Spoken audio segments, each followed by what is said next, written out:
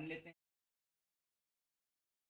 हैं कोई container, container में हमने एक मान लेते हैं एक देखा है कई बार, जैसे अगर हम एक ग्लास ट्यूब में लिक्विड वाटर फिल करें, ऐसा वाटर लेवल होता है वो कुछ ऐसा दिखाई, तब एडजस्ट होती है वहाँ पे थोड़ा सा बढ़ा हुआ दिखाई देता है ऊपर की ओर, और बाकी हर जगह फ्लैट दिखाई, जबकि मरकरी ग्लास में कुछ ऐसा दिखाई देता है। अगर हम वाटर का एग्जाम्पल लें, वाटर का एग्जाम्पल लें ग्लास के साथ, ऐसा दिखाई देता है, जबकि अगर हम ग्लास के साथ मरकरी का एग्जाम्पल लें, ऐसा दिखाई।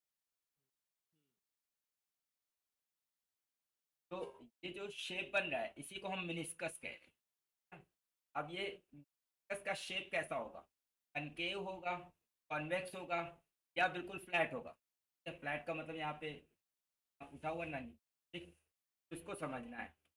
एक हम जनरल केस अभी फिलहाल के लिए लेके चल मान लेते हैं, इसी केस को समझ।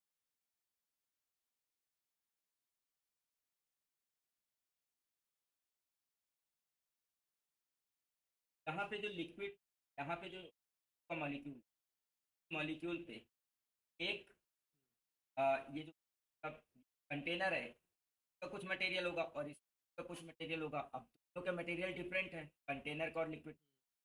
मॉलिक्यूल पे एक कंटेनर की वजह से फोर्स लगेगा, उसे हम कहेंगे अधेसिव फोर्स। इस डायरेक्शन में लगेगा एफ अधेसिव, ठीक है। और जबकि लिक्विड मॉलिक्यूल्स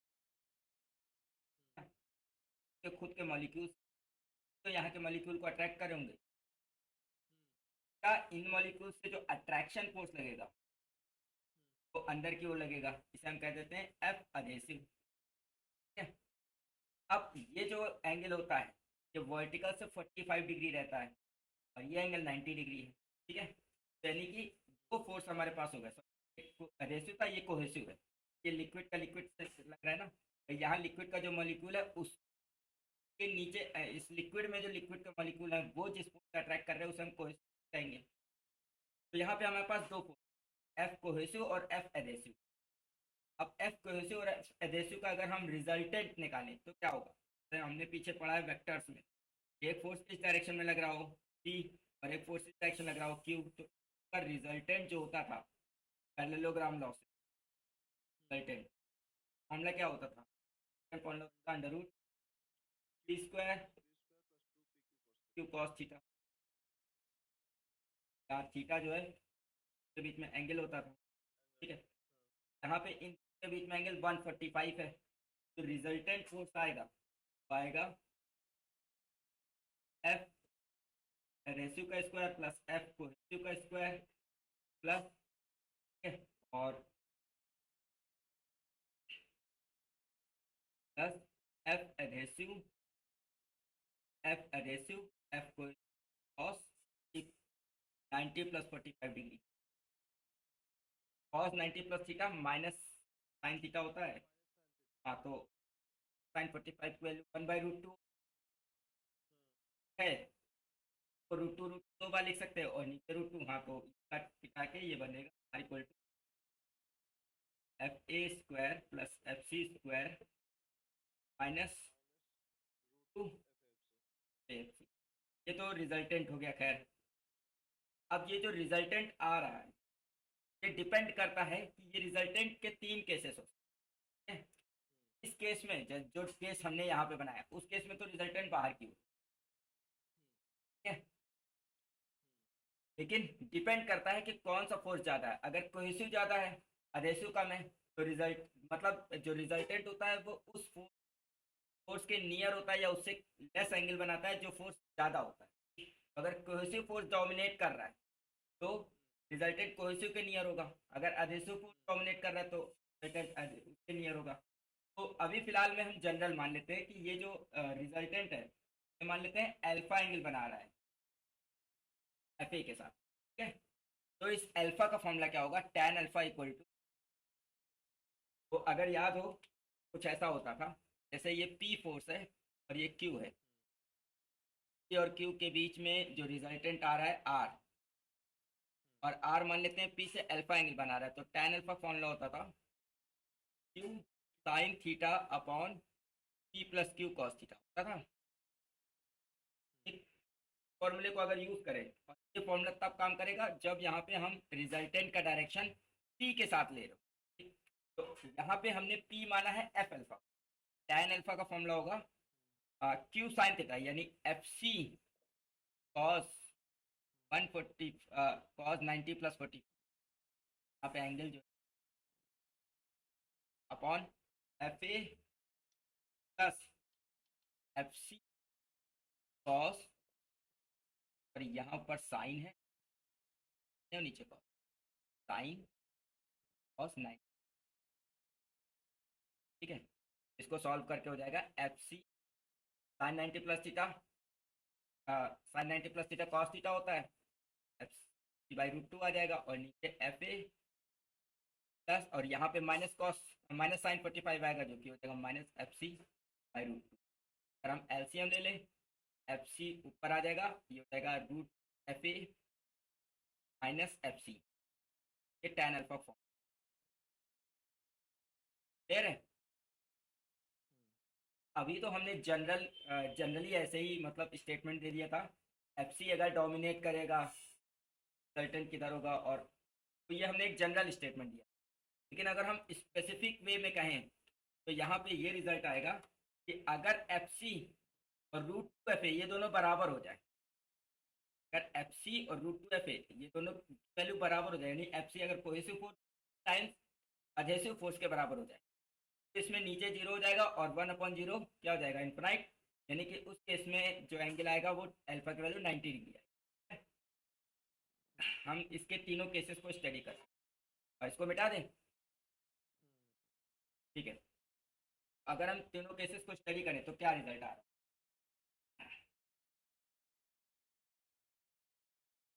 पहला रिजल्ट ये आ रहा है कि अगर टाइम्स एफ ए बराबर है एफ सी, केस में अल्फा जो है 90 डिग्री है, ठीक है। यानी कि ये केस ऐसा हो जाएगा, ये मिन, अब ये जो यहाँ पे कैसे बिल्कुल हॉरिजॉन्टल रहेगी, यहाँ पे जो लग रहा होगा यहाँ पे जो फोर्स लग रहा है एफ ए, ठीक है, डायरेक्शन में जो फोर्स लग रहा है एफ सी, तो का जो रिजल्टेंट है 90 डिग्री पे, ठीक है। यानी कि अगर यहाँ पे आप ये कह सकते हैं कि तो अगर कैसे वो बिल्कुल फ्लैट है, का मतलब ये कंडीशन।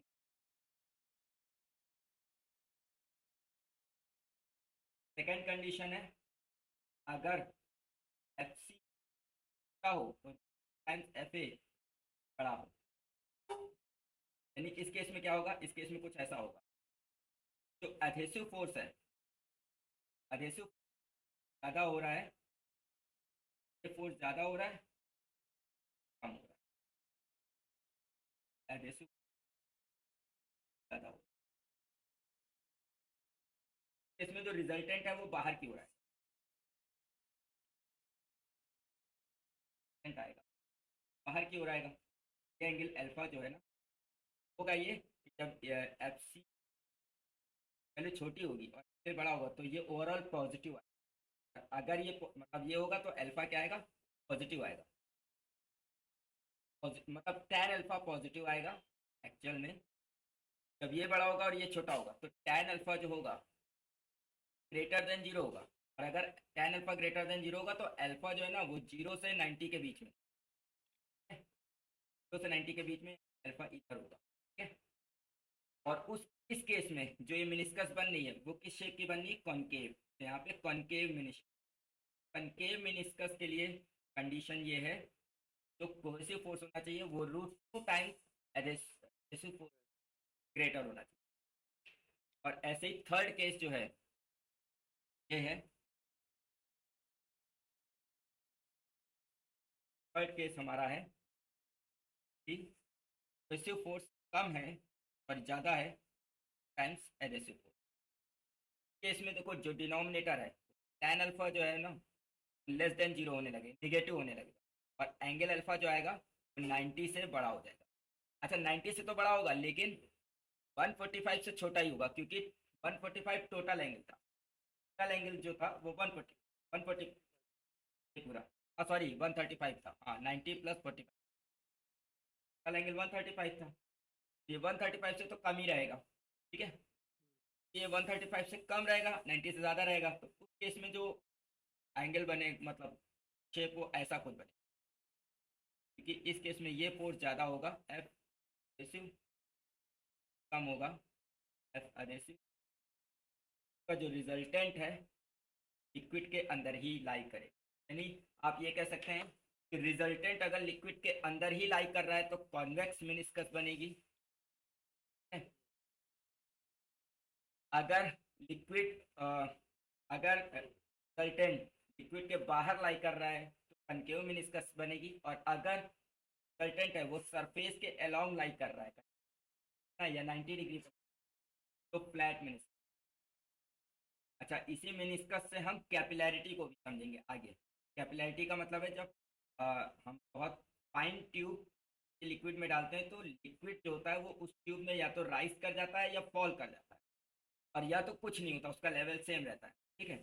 तो राइज करता है इस केस में कन्वेक्स कनकेव के केस में, फॉल करता है कॉन्वेक्स के केस में। फॉल करने का रीजन भी है, लिक्विड अब मतलब लिक्विड जो है ना वो कंटेनर से ना स्टिक करके, कंटेनर से उसका कोहेसिव फोर्स कम है और अपने आप में अधेसिव, सॉरी कंटेनर से अधेसिव फोर्स कम है और अपने आप से कोहेसिव फोर्स ज़्यादा है। इस वजह से लिक्विड अपने आप में ही अट्रैक्ट हो रहा है, अपने ही आप में सिकुड़ रहा है एक तरीके से, हाँ। इस वजह से क्या होता है कि एक से नहीं स्टिक करता है। एक क्वेश्चन में भी पूछा जाता है कि हम थर्मोमीटर बनाते हैं, थर्मोमीटर का जो प्रिंसिपल है, थर्मोमीटर किस प्रिंसिपल पे काम, थर्मोमीटर इस प्रिंसिपल पे काम करता है, थर्मल एक्सपेंशन पे। ये हीट होती है वो एक्सपैंड करती हैं। अगर हम थर्मोमीटर की में मरकरी की जगह वाटर यूज करें तो भी वो क्या कर सकता है, तो उसमें भी एक्सपेंशन होगा, बस कम होगा या ज़्यादा होगा जो भी होगा, लेकिन एक्सपेंशन उसमें भी होगा, वो भी राइज करेगा, ठीक है। थर्मोमीटर का काम हम थर्मोमीटर में अगर हम मरकरी यूज़ करें तो सॉरी मरकरी की जगह वाटर यूज़ करें तो भी वो काम करेगा, लेकिन यूज़ नहीं करते। क्यों नहीं करते, इसका रीज़न यही है। तो वाटर है का ग्लास के साथ जो डिस्कस बनता है वो पहले तो कनकेव बनता है, ठीक है। तो अगर एक्चुअल रीडिंग ये है तो दिखाई ये देगी, ठीक है, यानी रीडिंग लेने में दिक्कत होगी। दूसरी दिक्कत ये है कि जब ये एक बार राइज कर जाएगा तो वापस आने आने पे वाटर है वो मतलब वाटर ग्लास के साथ स्टिक हो जाता है, यानी इसके जो वेपर्स हैं, इसके जो ड्रॉप्स हैं तो ग्लास के साथ बाउंड्री पे स्टिक हो जाएगी, स्टिक हो जाएंगी, जिसकी वजह से कि जो ट्यूब है वो फॉगी दिखेगी, ठीक है। और जो अमाउंट ऑफ लिक्विड है वो भी नीचे जो अवेलेबल रहेगा वो भी कम हो जाएगा, क्योंकि कुछ अमाउंट इधर उधर स्टिक कर चुका हो, ठीक है। मरकरी जो है उसका एडेसिव कम है ग्लास के साथ, वो स्टिक नहीं करता है, ठीक है। इसलिए जब वो मतलब मरकरी का लेवल नीचे आता है तो कोई भी मरकरी ग्लास पे स्टिक नहीं रहता है और वो ट्यूब बिल्कुल क्लियर दिखाई देती है ना, इसलिए मरकरी को हम यूज़ करते हैं। ओके, तो ये कुछ रीजंस हैं तो हम मिनिस्कस से समझ रहे हैं। आगे बढ़ हर एक का एक एग्जाम्पल भी समझ लेते हैं, कैसे अगर पूछा जाता है तो ये तो अभी हम एग्जाम्पल दे चुके हैं कि ग्लास का वाटर के साथ क्या बनता है, वो कनकेव बनता है, ठीक है। ग्लास का मरकरी के साथ, अगर ये मरकरी हो ग्लास हो, ठीक है, तो जो मिनिस्कस बनेगा वो कॉन्वेक्स बनेगा। ग्लास का वाटर के साथ वाटर हो, ये ग्लास हो, ग्लास और वाटर का कनकेव बनता है। और ये एग्जाम्पल है वाटर का सिल्वर, अगर वाटर सिल्वर कंटेनर में है, का एंगल ऑफ कॉन्टैक्ट जीरो है। तो ये भी एग्जाम्पल याद रखना है, टॉपिक एंगल ऑफ, एक कंटेनर है लिक्विड पॉइंट पे जिस कंटेनर को कांटेक्ट कर रहा है, टच कर रहा है पॉइंट पे, अगर हम दो टेंजेंट ड्रॉ, एक टेंजेंट हम ये जो लिक्विड है ये खुद सरफेस के अलॉन्ग ड्रॉ कर लेते हैं, तो लिक्विड की सरफेस है ये कुछ ऐसे है, एक टेंजेंट ये हो गई, ये टेंजेंट हो गई, tangent along surface with at point of,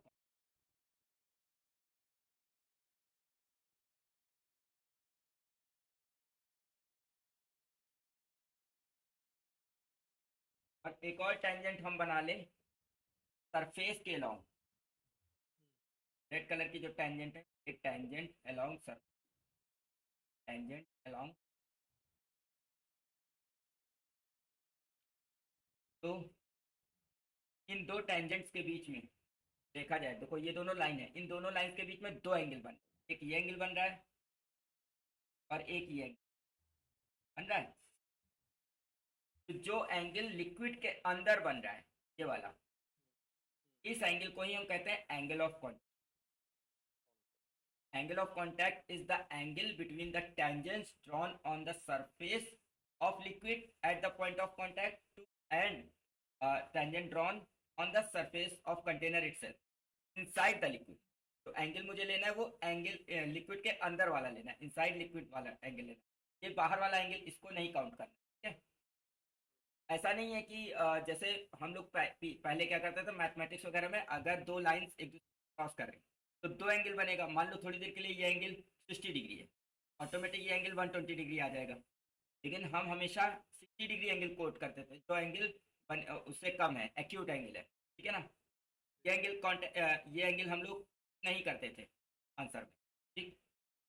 लेकिन यहाँ पे ये कहते थे कि ये एंगल पता है तो ये ऑटोमेटिक पता चल जाएगा, और ये एंगल 90 से कम भी है, एक्यूट है, तो इसीलिए इसको कोट को नहीं कोट कर, ठीक है।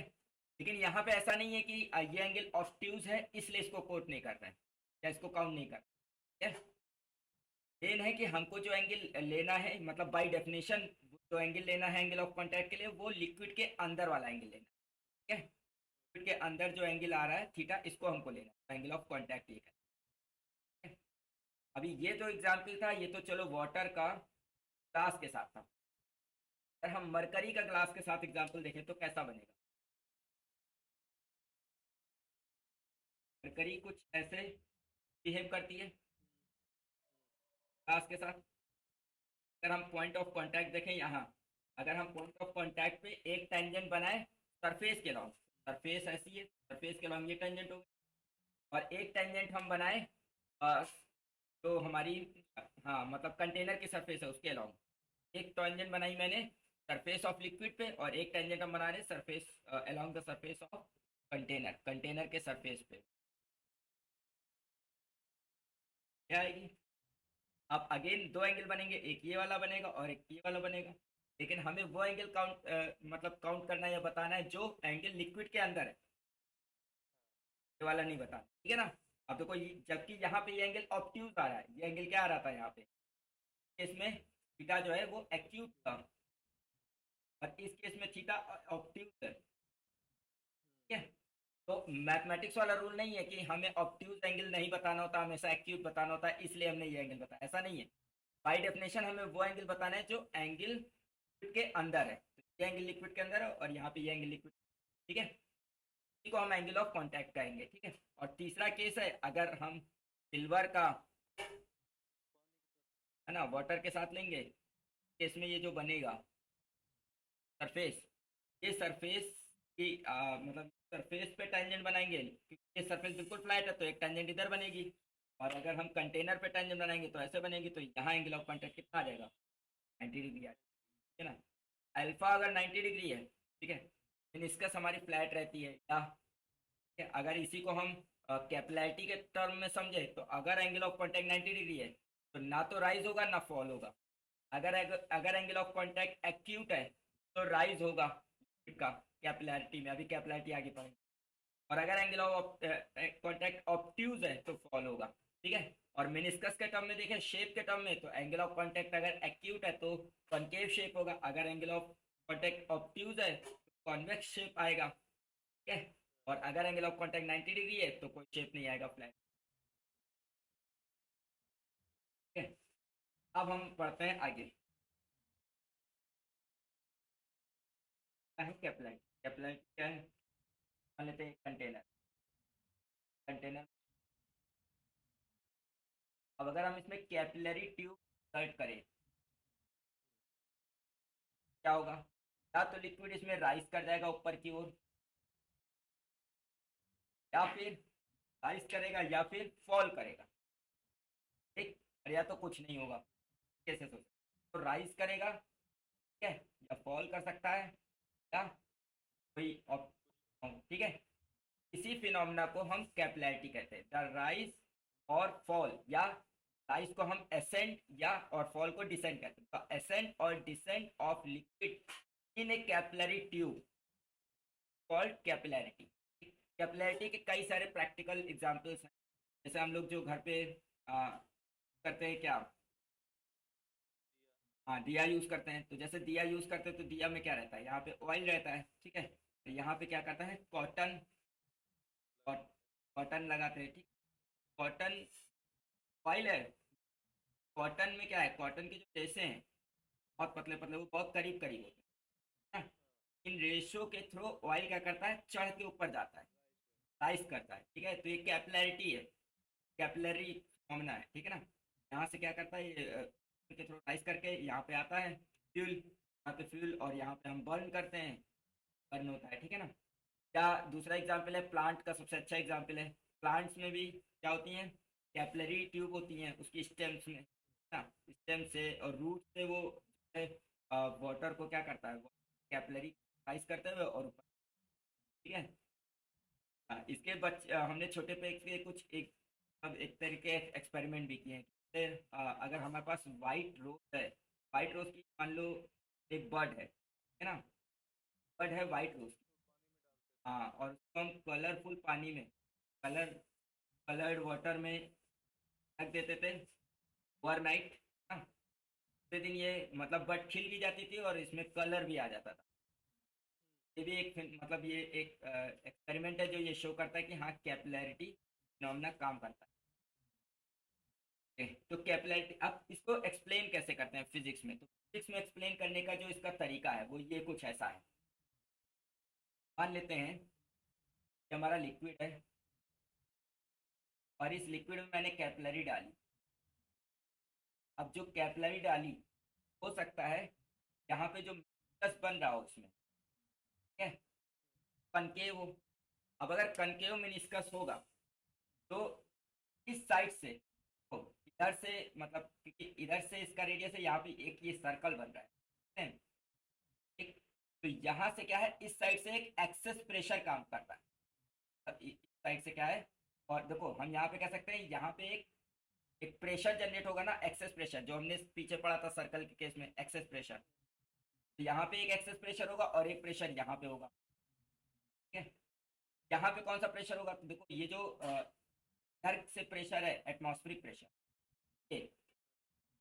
ये क्या करता है, फ्लूइड को शिफ्ट लिफ्ट मतलब पुश करता है, ये पुश करता है फ्लूइड को, तो यही प्रेशर यहाँ से शिफ्ट होकर यहाँ आ जाता है। जैसे जो प्रेशर लग रहा है वो समझो एटमॉस्फेरिक प्रेशर जैसे लग रहा है, ठीक है। और यहाँ पे एक प्रेशर डेवलप होता है, ये जो प्रेशर है ये तुम्हारा एक्सेस प्रेशर वाला है। अब क्या होता है कि जब ऐसा शेप बनता है तो ये अंदर वाला प्रेशर कम होता है और ये वाला बाहर का ज्यादा होता है। तो जैसे लिक्विड क्या होता है, ऊपर की ओर है, जबकि अगर कौन ऐसी सरफेस बन रही हो, इसमें इसमें यहाँ का प्रेशर क्या होता है, यहाँ का प्रेशर ज़्यादा होता है, यहाँ पे एटमॉस्फेरिक प्रेशर है और यहाँ का प्रेशर अंदर का कम हो जाता है, जैसे ये फॉल हो जाता है, ठीक है। इसको एक तरीका है, इसको हम प्रेशर डिफरेंस से एक्सप्लेन कर सकते हैं, ठीक है। इधर प्रेशर ज़्यादा है उसके अकॉर्डिंग या तो राइज करेगा या फॉल होगा। दूसरा एक्सप्लेनेशन इसका क्या है, के थ्रू हम इसको डेराइव करेंगे, तो दूसरा एक्सप्लेनेशन ये है कि जब एक कैपिलरी ट्यूब डालेंगे और इसमें मान लेते हैं ऐसे इस शेप में मिनिस्कस बन गई, तो जो मिनिस्कस है यहाँ पे सरफेस टेंशन इसकी सरफेस के टेंजेंट के अलॉन्ग होता है, यहाँ पे जो सरफेस टेंशन है उसकी सरफेस के टेंजेंट के अलॉन्ग होता है, ऐसे टी काम करता है, ठीक है। अब देखो ये डायमेंशनल डायग्राम है तो यहाँ पे और यहाँ दो ही कॉन्टैक्ट दिख रहे हैं, लेकिन अगर हम 3D में देखें तो कुछ ऐसा होगा, ये पूरी एक रिंग होगी, कि यहाँ पे पूरा एक रिंग होगा और इसके हर पॉइंट पे टेंजेंशियली आउटवर्ड टेंशन काम, सरफेस टेंशन काम कर रहा हो हर पॉइंट पे, हाँ यहाँ हर जगह, यहाँ भी पीछे बाहर निकला हुआ है, ऐसे कर, यहाँ भी, हर जगह ये काम कर रहा हूँ। अब इस टी के दो कंपोनेंट होंगे। अगर ये मान लेते हैं एंगल थीटा है तो इस डायरेक्शन में एक कंपोनेंट होगा टी कॉस थीटा, ऐसे भी अगर एंगल थीटा है तो इस डायरेक्शन में होगा टी कॉस थीटा, और बाहर की डायरेक्शन में आएगा टी साइन थीटा, डायरेक्शन में भी और डायरेक्शन में भी बाहर क्या आएगा, टी साइन थीटा आएगा। अब ये जो टी साइन थीटा कंपोनेंट ये एक दूसरे के जस्ट अपोजिट, तो ये एक दूसरे को क्या कर देंगे, कैंसिल आउट कर देंगे। और सिर्फ यही नहीं, पूरी रिंग पे हर जगह टी कॉस थीटा ऊपर आएगा, टी साइन थीटा बाहर की ओर, टी कॉस थीटा ऊपर क्या आएगा, टी साइन थीटा बाहर की ओर आएगा, ठीक। तो हर जगह टी कॉस थीटा ऊपर की ओर आएंगे और टी साइन थीटा बाहर की ओर आएंगे। मतलब अगर हम इसको और अच्छे से देखें तो कुछ ऐसा होगा, इस पूरी रिंग के हर पॉइंट पे टी कॉस थीटा ऊपर की ओर आएगा,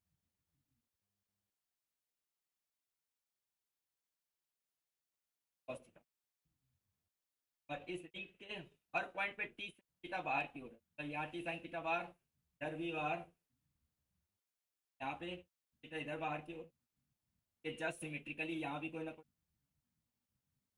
यहाँ पे टी साइन थीटा बाहर की ओर, साइन थीटा बाहर की ओर, हर पॉइंट पे साइन थीटा जो होंगे वो एक दूसरे को कैंसिल आउट कर देंगे, ठीक है। जबकि जितने भी टी कॉस थीटा है वो सब एक डायरेक्शन में जाए। तो ये टी कॉस थीटा जो होते हैं, ये सारे टी कॉस थीटा मिलके लिक्विड को ऊपर की ओर लिफ्ट करते हैं। ये सारे टी कॉस थीटा मिलके लिक्विड को क्या करते हैं, ऊपर की ओर लिफ्ट करते हैं।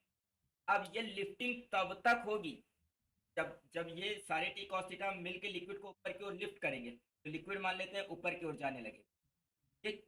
अब जैसे जैसे लिक्विड ऊपर जाएगा अपने लेवल से, मान लेते हैं पहले लेवल यहाँ तक था, अब जैसे जैसे लिक्विड ऊपर की ओर जाएगा वैसे वैसे इस कैपिलरी में लिक्विड का जो वेट है वो बढ़ने लगेगा, और लिक्विड का वेट तो नीचे की ओर लग रहा होगा, ठीक है।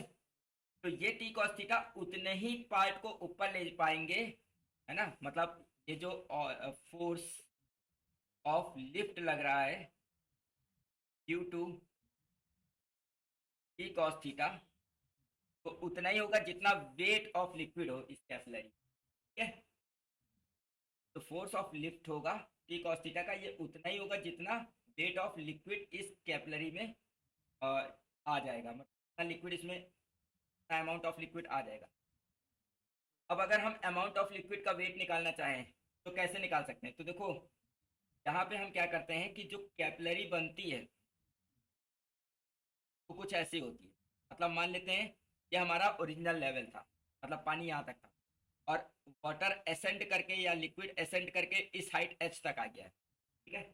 तो जब हम इस पार्ट का वेट निकालते हैं डब्लू, तो हम क्या करते हैं, इतने पार्ट का वेट निकालते हैं और इस पार्ट को नेग्लेक्ट कर देते हैं, पार्ट को हम क्या कर देते हैं, नेग्लेक्ट कर देते हैं। क्यों, क्योंकि मान लेते हैं इसकी रेडियस स्मॉल आ रहा है और हाइट एच है, तो हाइट के रिस्पेक्ट में रेडियस कम होती है।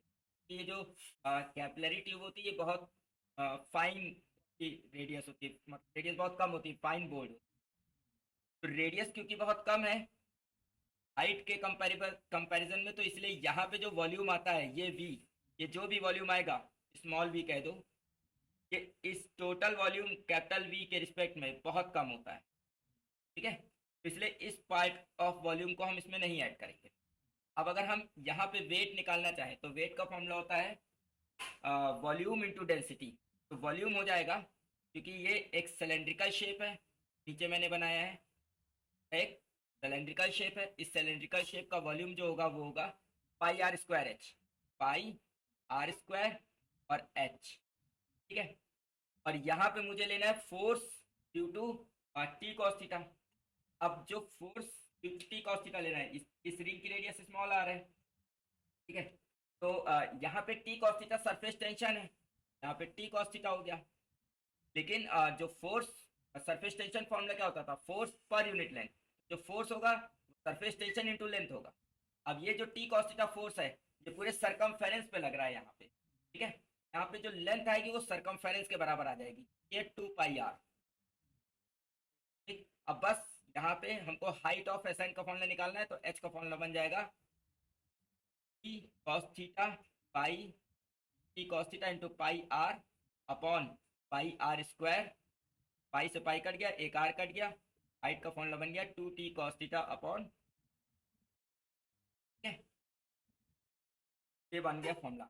अच्छा हाँ, ये जो थीटा था, अगर हम ध्यान से देखें तो ये थीटा मैंने माना था, और अगर हम इसको पीछे बढ़ाएं तो बाय डेफिनेशन ये थीटा वही है जो हमने अभी पढ़ा, एंगल ऑफ कांटेक्ट। तो थीटा यहाँ पे क्या है, एंगल ऑफ कांटेक्ट है। ठीक है, अब यहाँ भी देख सकते हैं कि अगर एंगल ऑफ थीटा 0 से 90 के बीच में है, यानी अगर एंगल ऑफ कांटेक्ट एक्यूट है, तो हाइट पॉजिटिव आएगी, यानी कि लिक्विड फॉल हो, सॉरी राइज होगा।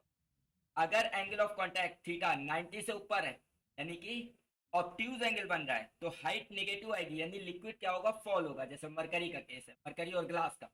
ठीक है, और अगर एंगल थीटा 90 डिग्री आया तो cos 90 वैल्यू 0 होती है। इसका मतलब ना लिक्विड राइज करेगा ना फॉल करेगा, सिल्वर और वाटर का जो के। ठीक है, ये फॉर्मूला बन गया कैपिलैरिटी का। अब कैपिलैरिटी से रिलेटेड कुछ इंपॉर्टेंट पॉइंट्स देख।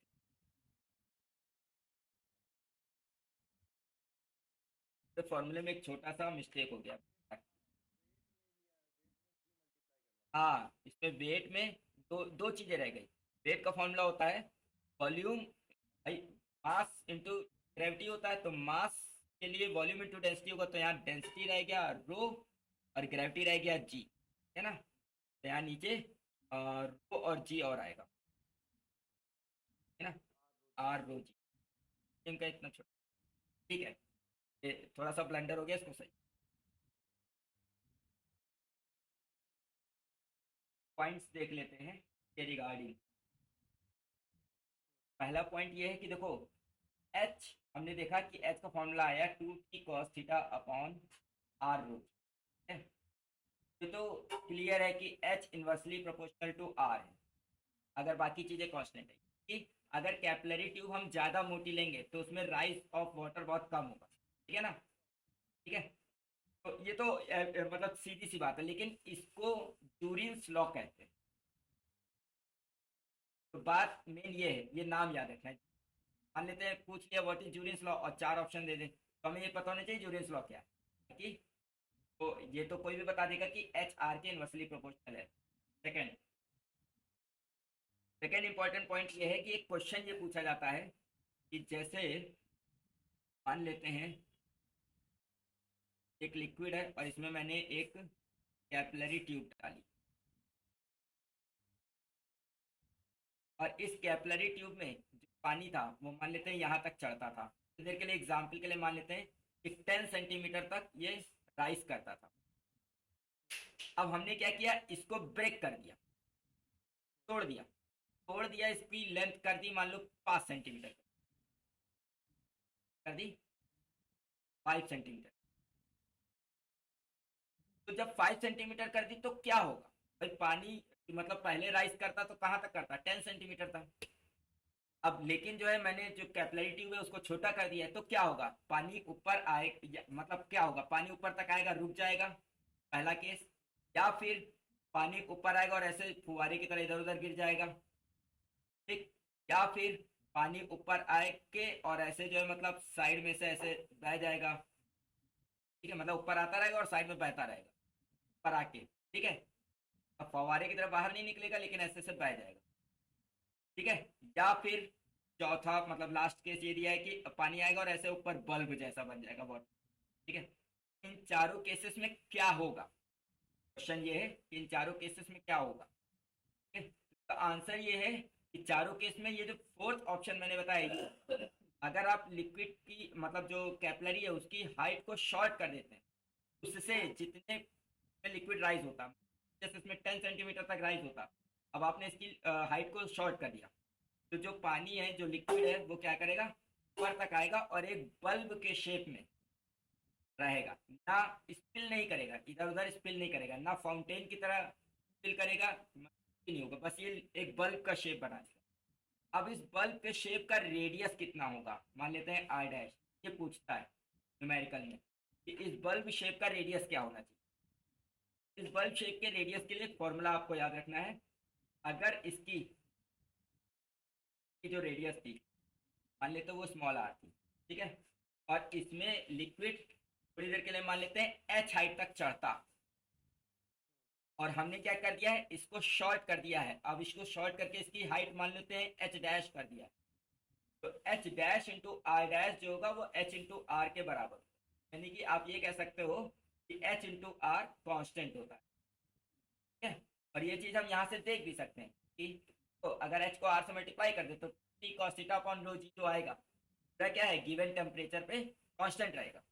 क्या है, surface tension given fix, cos theta क्या, एंगल ऑफ कॉन्टैक्ट कांस्टेंट रहेगा, रो डेंसिटी कांस्टेंट, जी ग्रेविटी कांस्टेंट। तो एच इंटू आर क्या है, कांस्टेंट के बराबर है। ठीक है, एच इंटू आर कांस्टेंट के बराबर है। इस फॉर्मूले से हम इसको मतलब इसको हम ऐसे चेंज करके और ये निकाल सकते हैं कि अगर कैपिलरी की हाइट जितना उसमें लिक्विड राइज करेगा उससे कम है तो उससे जो बल्ब बनेगा उस बल्ब का रेडियस क्या हो। ठीक है, तो ये भी एक न्यूमेरिकल पूछा जा सकता है। ठीक है, दूसरा पॉइंट ये है कि अगर हम मान लेते हैं ये कैपिलरी है,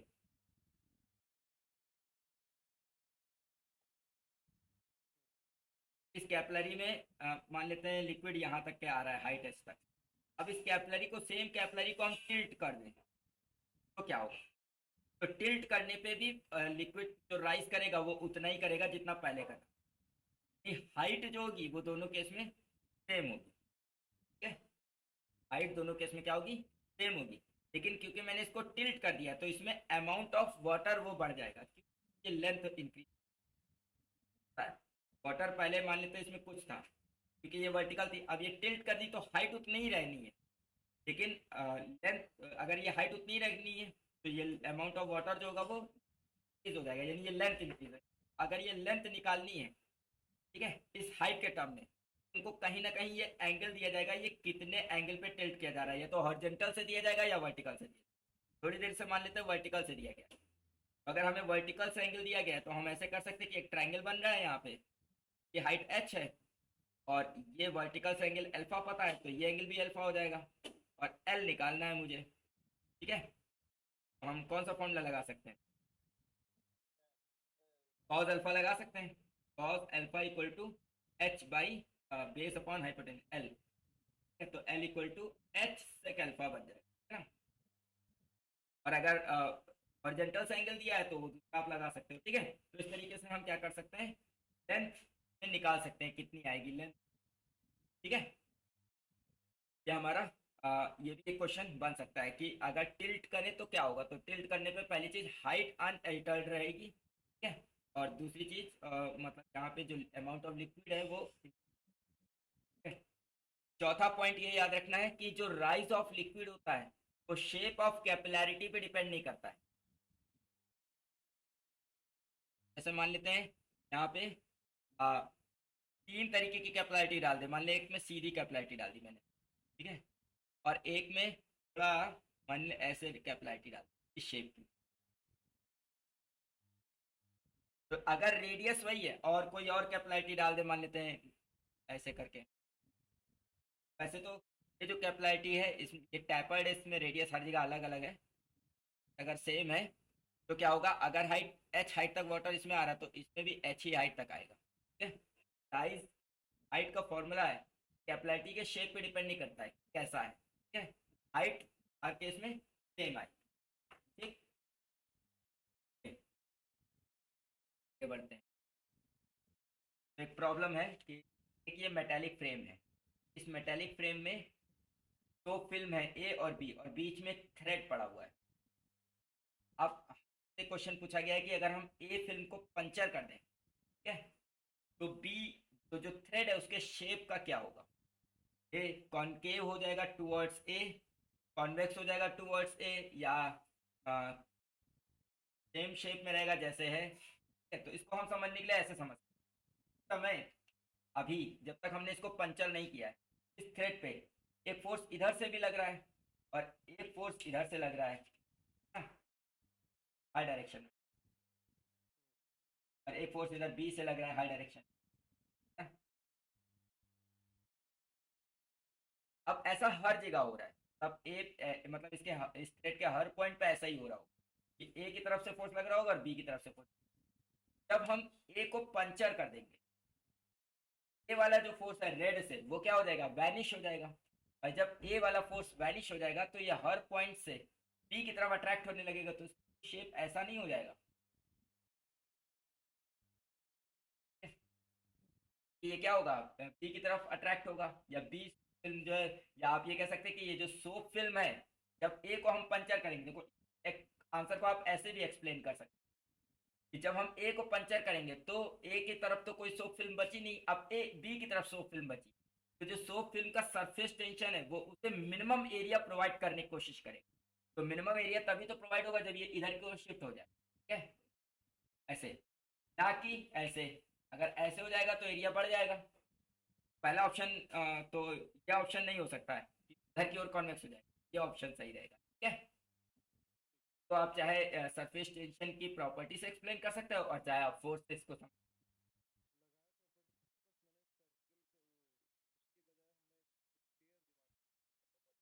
ठीक है, तो आज यहीं तक रखते हैं, फिर नेक्स्ट टाइम पे हम और क्वेश्चन के शॉर्ट करके